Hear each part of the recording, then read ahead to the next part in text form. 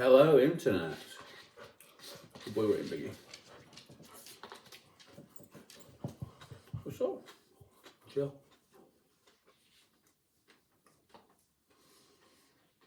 Well, so here we are. Again. Finished my dinner now. I've not had these two all weekend, have I? Look at these tummy rubs. Look at this. I've not had you all weekend. And it feels like part of me is missing.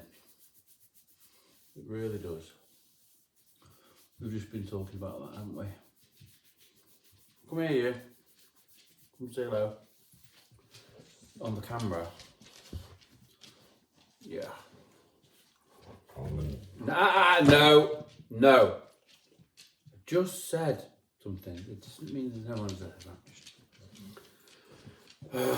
We're a sensitive bunch, aren't we? Yeah. So today what's cracking? I've been doing stuff for the business. Warrington car rental. You might be wondering why I'm wearing a hat in the house. It's because I have hat hair. And I even said to the dog, I started a video and I even said to the dog, oh, where's the hat I was wearing? Because I've got hat hair.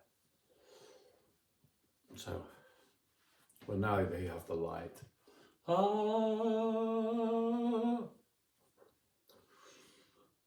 Dog ownership is fantastic. Dog ownership is rewarding. Dog ownership is challenging. Dog ownership is fulfilling. Dog ownership is good exercise.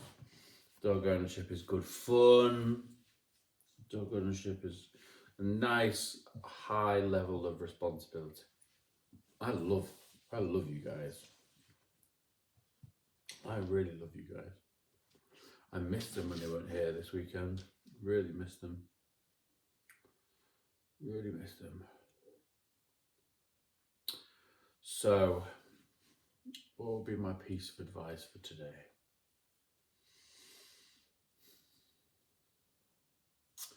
It would be from somebody that's gone through a lot of different spending habits. I would suggest that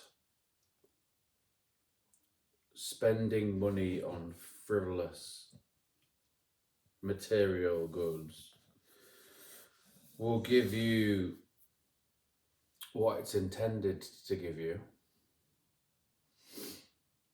being dopamine hits and social clout or status in some regard from some subsect of people. But ultimately, it is baseless, and material goods cannot make you happy. The only thing that can make you happy is love and connection and responsibility and deep, meaningful things, not frivolous dopamine hits based on marketing.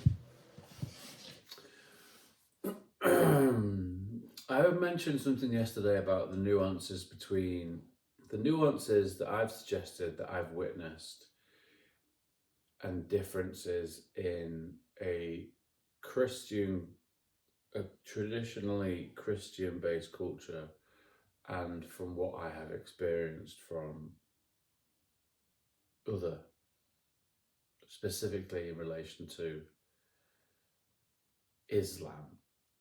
And there's an interesting point that I wanted to caveat from yesterday regarding the differences in culturally. I think I may have misrepresented my words a little bit yesterday, and I think I know how to rectify it. In traditionally Christian-based value set countries and cultures, non-practicing Christians are, as I've seen it, typically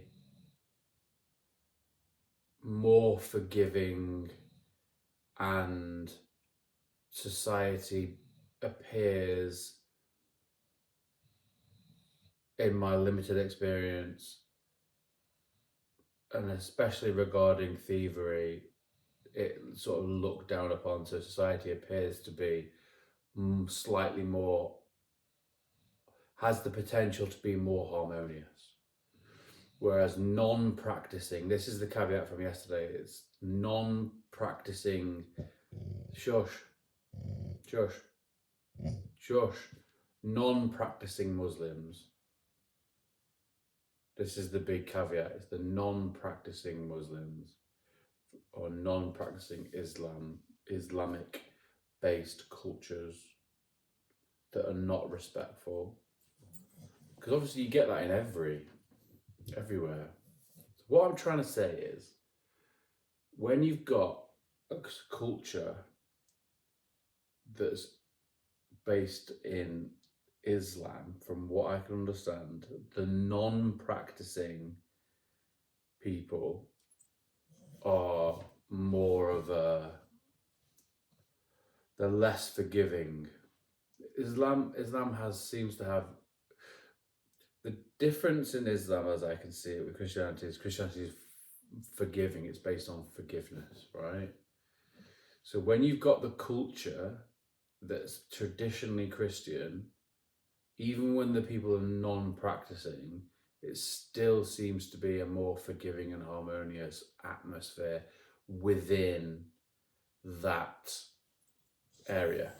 Does that make sense?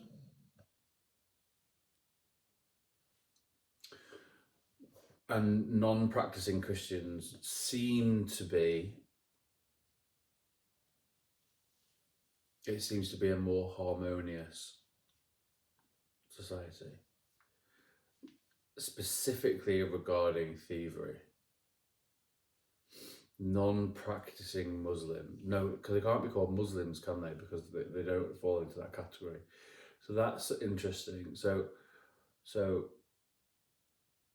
cultures that are traditionally based on Islamic values of non-practicing Muslims, that seems to be where the problems or issues or societally impactful notions, should we say, or societally impactful, ambiance is the wrong word. What's the word I'm looking for? Not thesis, ethos, sort of. Anyway, it seems to be that non-practicing Muslims have a culturally different viewpoint as regards to others.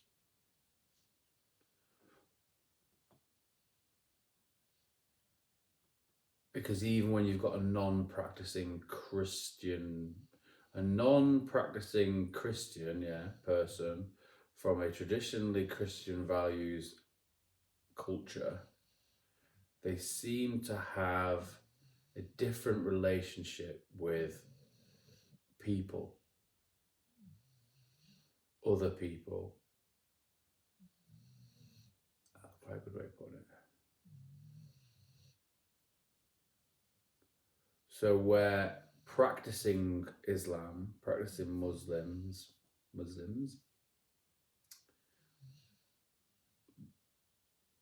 can be very, very, very, very respectful.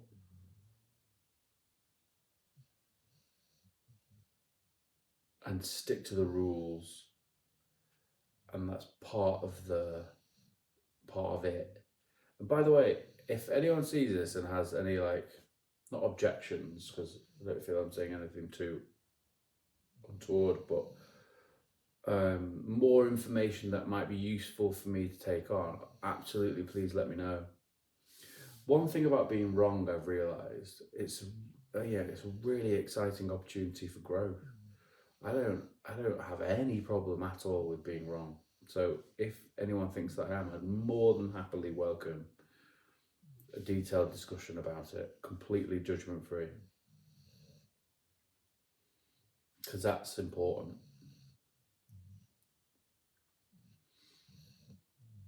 Yeah. It's the non-practicing bit that where I feel like societal problems seem to stem from. The non-practicing part. For religion to work, everyone's got to do it. And I think that if you'd have practicing Muslims and practicing Christians, I think there's actually more similarities than I personally have ever really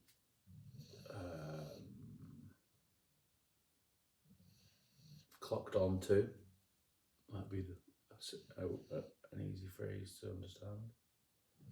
I think there's a lot more differences between Eastern and Western culture than anyone thinks. I think from what I've seen, there seems to be like that we think there's a divide, East and West, or so say specifically Christian and Muslim. I think there's actually very similar I think Christianity has probably been twisted societally in the West so as to take us away from traditionally Christian values. And actually, if understood and interpreted in a more, let's say, Muslim mindset, and when I say that, I mean regards to sticking to the rules. If Christians took that ethos into the teachings of the Bible, then there's really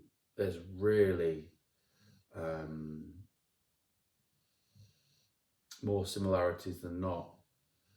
The key thing that I seem to be able to see is that in the West, the Eastern mindset seems oppressive of women, and the West thinks the East is very oppressive of women and misogynistic and such like. And the East think of the West as sort of too loose to be holy. I have very, very limited experience in that bit, but there seems to be like the breaking point where the differences come from. And to be honest, when we live in a society in the West that like celebrates porn and stuff like that, and selling sex in music and taking your clothes off to make money, I don't really blame, if that is what Islam thinks. I'm still very naive in terms of terminology, but if that is what they think, that the West is too loose and that makes them the enemy, then they would have a point. It is unsuitable for women to take the clothes off to sell products. It is inappropriate to mention sex in songs for children and sell it to children, like the Wheatus analogy that I gave, for example, that I gave yesterday, whatever it was. It is inappropriate. A lot of the things that are in the media in the West are inappropriate. Like, one of the big grievances that I have with people like Beyonce specifically is that she purports an ideology that inspires women but she's inspiring women to shake their tail feather and use physical assets, which can be more often or not on show, in order to be successful. I think that is completely inappropriate messaging to send to especially young women who are impressionable and need sturdy figures. We're telling if I had a daughter, I would be literally fuming about this. It's probably a good thing that I don't at this moment, because if that is what the East think of the West, and these women are taking their clothes off, being celebrated and being idolized, there is a disconnect there with probably what's appropriate and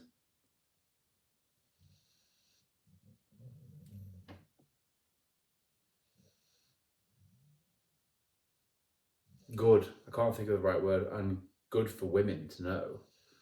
I think Beyonce is an incredibly destructive force for young girls. Incredibly. I think it's really sad that that's what women have to look up to. I think it's inappropriate that the West uses sex to sell products. I think it's incredibly inappropriate. And that was one grievances I had when in the UK they were taking drag queens, whatever you call them, into schools. And while it's very important to be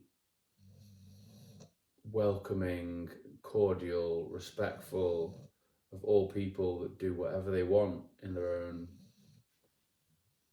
sphere, it doesn't take away from the fact that it's probably slightly inappropriate. Or incredibly inappropriate, actually. And that inappropriateness, inappropriativity, that I think, from what I've seen, again, I haven't spent enough time in the East. So really, for me to comment on this kind of stuff, I should. I've only been around them from living abroad. I lived in Spain for a few years, and there is a multitude of cultural. There's more of a mix over there than traditionally what I've been exposed to in the UK.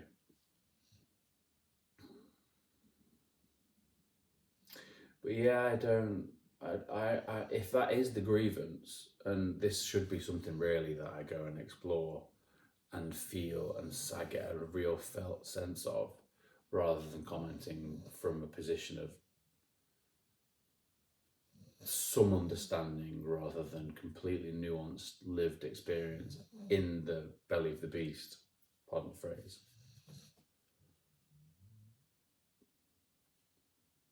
Perhaps it would be prudent to do that prior to, but then again, I have I have lived in culturally different places, and these are the findings that I have ascertained. But if that is the problem that the East has with the West, then they do have a point. It is highly inappropriate, a lot of the stuff that we show to kids, especially within music. Highly inappropriate.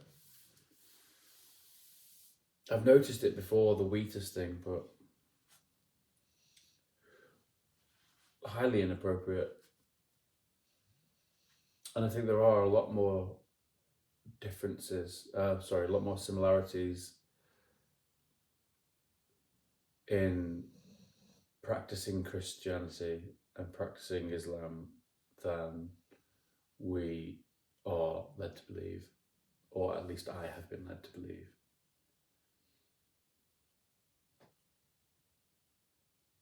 And I tell you what, imagine if they joined forces.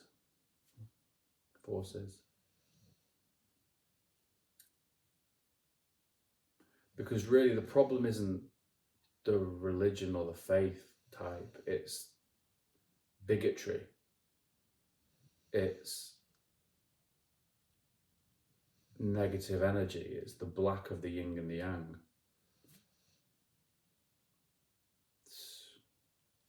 It is Voldemort, he who shall not be named. It's that. People get on the high horse about the Jews and about how it's all the Jews' fault. What's that phrase? Money is the root of all evil. But it's not. It's just the messenger. Money is the messenger. Actually, it's not money that's the problem. It's greed and self-centeredness that's the problem. So people can jump on bandwagons and blame, certain subsets of people for certain things, when it wouldn't necessarily be the subset, the group. It would be a driving force behind the motivations to be. Not saying that Jewish people are greedy. This is not what I'm trying to say. Because I have no lived experience of that. I'm just using the examples that are arising in my consciousness. But money is not the root of all evil. Greed and selfishness is the root. It's not. Money is not the problem. The greed and selfishness is the problem, which is he who should not be named. It's very easy to jump on any one thing. I've felt this recently myself, where people are looking at the centerpiece of this thing, and it's like, okay, that's probably the tip of the iceberg. That's a better way of putting it. The tip of the iceberg. The tip of the iceberg. It's a really good way of putting it. Thank God for that one. But underneath the tip of the iceberg is where the foundations lie that are creating the spiky point that's then spiking things, causing spiky issues. Without addressing the underwater, we'd still have Titanic. So while they both could have fit on that door at the end of the Titanic, and they didn't even try. Jack. No, it's fine. It's me being silly. It's me being silly. It's just me being silly. Good boy. Good boy. All unsettled because we've not been with me this weekend. Oh yeah, he's got back all unsettled. Any little noise, send him off. It's all right, mate. Yeah, man. So there is hope, and I didn't think that there was. There is hope. But you need to work problems back, and it's the same thing with goal setting. Working problems back. You've got an end goal of something that you want to achieve, and then you work backwards on how to do it. What's his name? Charlie Munger used to speak about that. There's a name for it when you work back. But there is credence in it. I've often been accused of over-analysing and overthinking. But, when it comes from a place that's like, when it comes from a genuine place where my end goal, specifically in relation personally to me, is harmony, basically. When that's your end goal,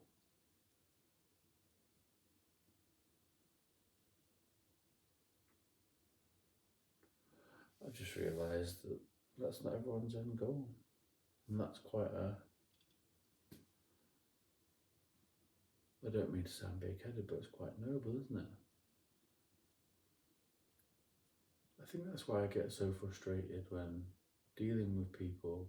Maybe we haven't articulated my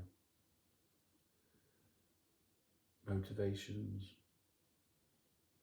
correctly or in an understandable manner. Harmony. It's my phone, don't worry. Harmony is really important. Harmony and achievement. But like fulfillment. No, harmony and fulfillment. And everyone having the opportunity to at least have a chance at that. And I guess that's kind of what Christianity, what some of the things I like about that, because it's, the redemption. Everyone has the power to be able to turn their life around whenever they want, to do whatever they want.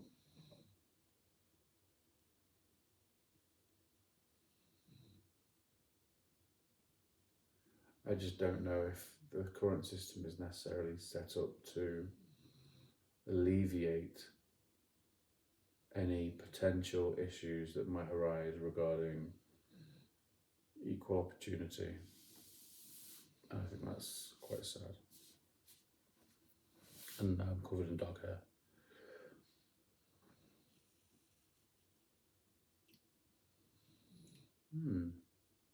Poignant stuff going around in my head. No one to tell it to. Thanks, internet.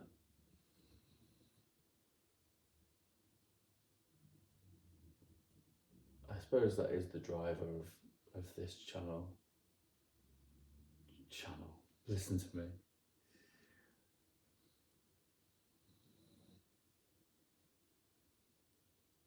My goals are linked to the betterment of everybody. That is my raison d'etre. I'll never use that in conversation. Yeah, that is my raison d'etre. Harmony. And obviously I want to achieve my own goals.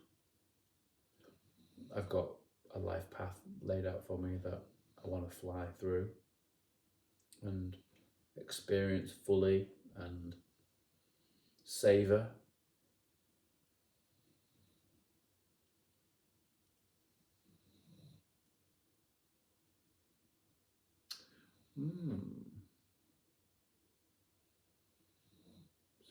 That's just opened my own eye, a bit eye-opening with regards to people's motivations, and if they aren't balanced, harmonious, harmony's a good word.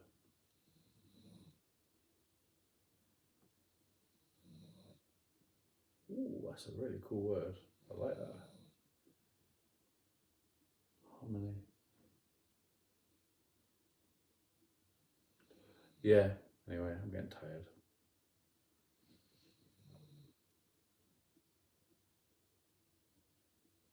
Tired and lonely, but choicefully lonely. I have some friends.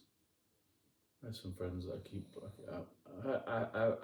I now like it that I've come out the other side of quite a challenging. I'm coming out of the side of quite a challenging chapter, and that there are still people there waiting to, like, from before, like that, still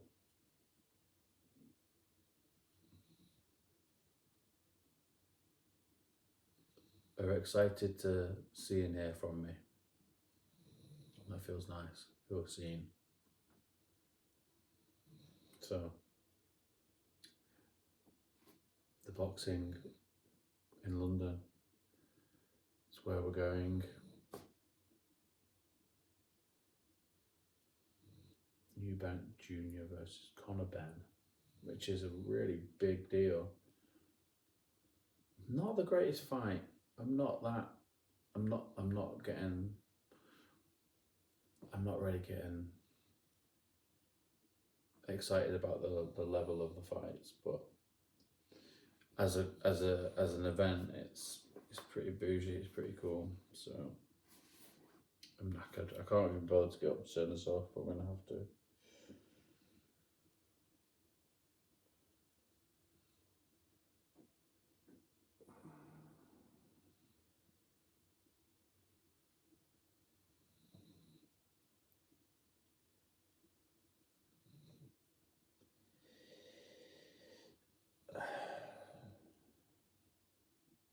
Fuck me.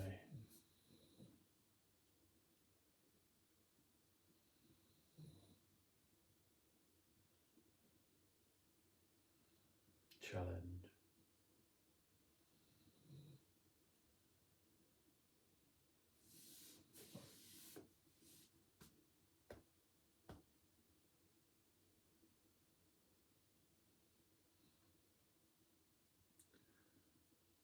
You have to swim upstream or get pulled under or back, and the longer you swim, the better you get at swimming.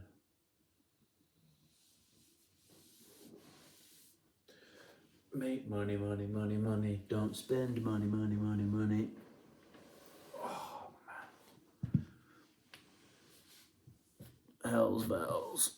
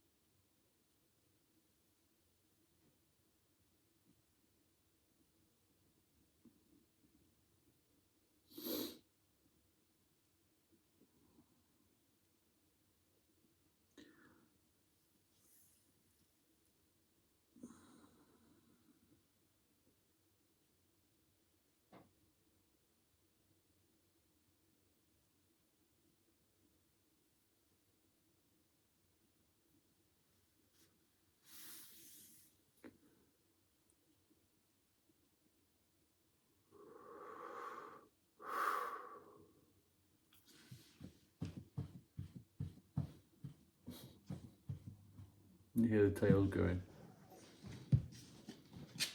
Yeah, I love you guys.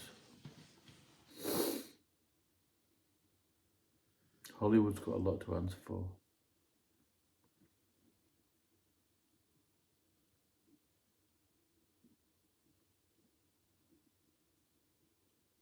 We don't need all of this mess.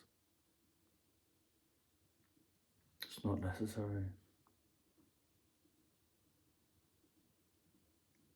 Or it is necessary, but it doesn't need to continue.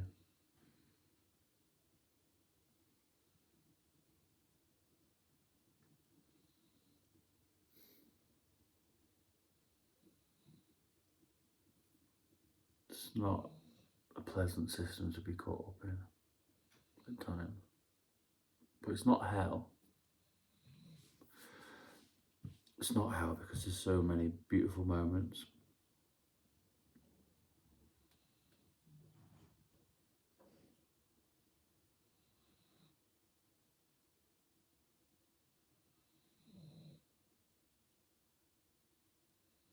It doesn't need to be this way. It doesn't need to continue being this way. And please God, one day, someone will listen to me.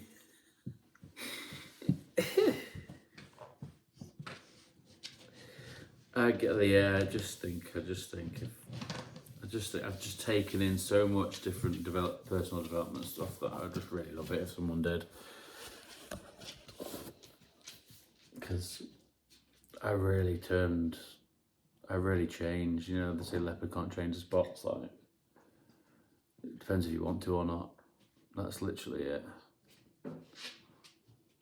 If you see value in it and want to do it, you can't. People keep telling me you can't change people, and you can't change situations. You can change how you react to the situation and how you let it affect you. You can't change people, but you can give people a mirror in by which they change themselves, and that's choiceful. it is a choice if you want to get better at being a human life. It is a choice if you want to change. It's choiceful. You can stay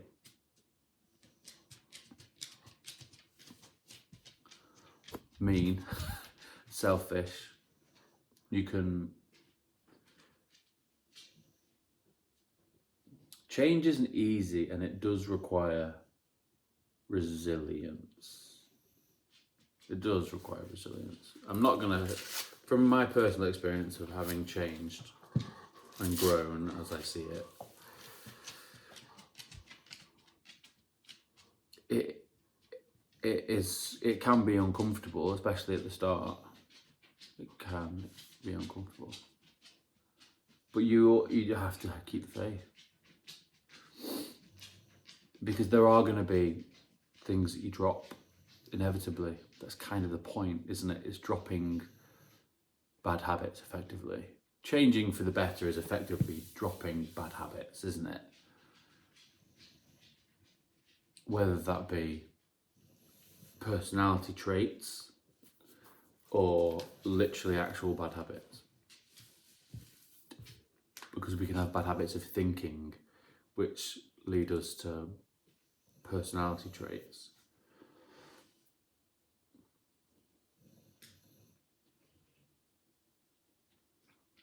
So everyone does have the capacity to be introspective and honest with themselves and others in order to facilitate wider understanding, increased consciousness of the nuances of the power of the possibility of change.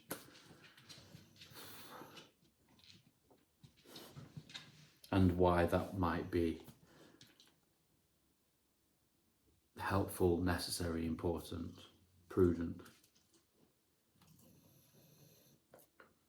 And if everybody's goal, if your goals are aligned with the goals of others, if your goals are mutually beneficial with the betterment of others, which is why I set out to be the oldest person to go professional at rugby in the initial instance, as well as healing, then the world would become a much better place. And that's not to say that there's no selfless act. That does make sense. But I'm not suggesting that it's completely selfless acts. But what I am suggesting is that if you can find a way where your goals are mutually beneficial with the betterment of others, so your goals are to better yourself, but if you can find mutually beneficial goals that help you and others, and everybody did that, whoa. Now you're talking my language. Now that is the recipe for grandeur. Yes, it is. Now I feel more positive, and I'm getting a bit of a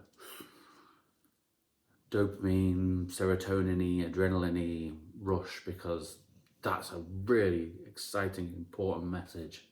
I'm very happy I got that one on camera, because God has just hit the nail on the head through me there, hasn't he? And that is exciting.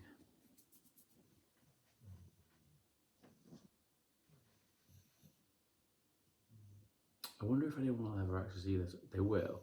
I do believe they will. I think that is the point. I don't think I'm just sat here talking to the internet, talking to my camera or my dogs for no reason. I am conscious that when God lets me off the leash, when the universe allows me to get some wind behind my sails, between my legs, because they're between my legs then, that the forward momentum, please God, is going to be exponential. Is that the right word? Shit's gonna get real very fast.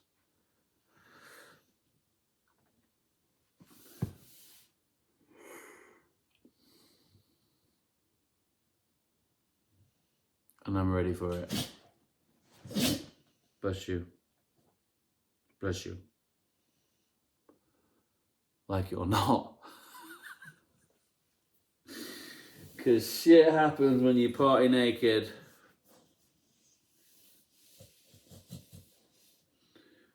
And that's what we're going to do, isn't it, boys? We're going to help ourselves to help others. And build harmony. And that's 40 minutes. That's the longest video I've done yet. And please, if anyone does make it this far, I would really appreciate it if you did a like. And that's not to be boost the algorithm-y. It's just to know that this 41 minutes and 33 seconds may have had somewhat of a positive impact on another human being. And that, I guess, really is part of why I do it. Or am doing it. As well as being a little bit lonely. But solitude is joyful. And I think that's kind of the point. So, I don't really need to give another tip of the day, do I? To sign off with. Goodbye, internet. We are going to chill. Oh, cover the camera, sorry. We are going to chill, aren't we? You. Goodbye, internet.